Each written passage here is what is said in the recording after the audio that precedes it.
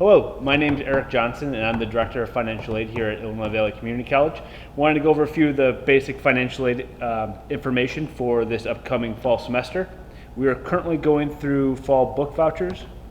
What that means is between now and the end of August 28th to be exact, we will be allowing you to come pick up your voucher that you could take to the bookstore and purchase your books if you do qualify for one. Shortly after that, towards the end of September, early October, you will be receiving a financial aid refund if you do have excess financial aid that's not spent on books. For more information on that, you would want to make sure you talk to the financial aid office to make sure you do qualify for that.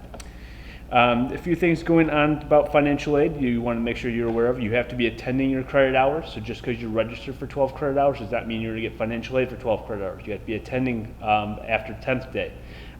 What that means is that you have to be marked attending your class, doing work in the class. If you're not attending, you will not receive financial aid for that class.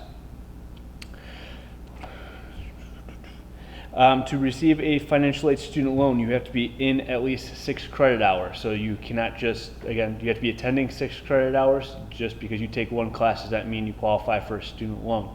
There's different steps that go along with the student loans to qualify for one. Also, if you have a second 8-week semester class, you have to make sure you're attending that and you have to be posted attendance in that before we can process your financial aid for that class. Going further into the financial aid, you do have to maintain standards of academic progress. What that means, you have to maintain a 2.0 GPA and complete 66.67% of the classes that you attempt. If you are not attending, or if you withdraw from classes, if you fail classes, that will affect your academic progress.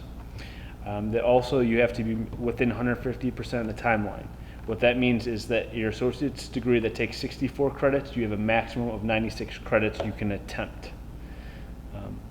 If you, for whatever reason, you decide that you can no longer complete your class or want to stay in your class, there's something called the return of Title IV funds, which means the financial aid you are receiving, if you withdraw from all your classes, we have to do a calculation to see how much financial aid you've earned.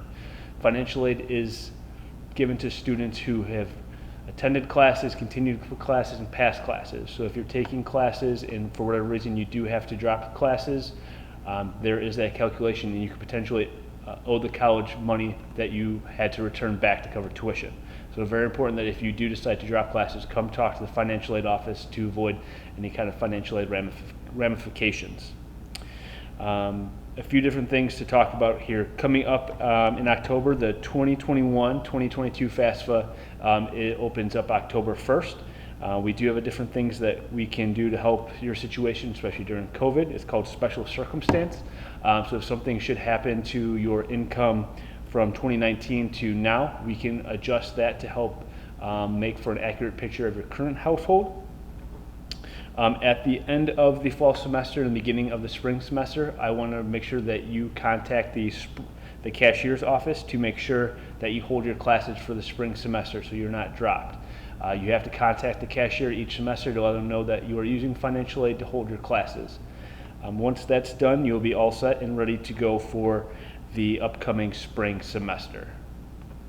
And we're good. Yeah, okay.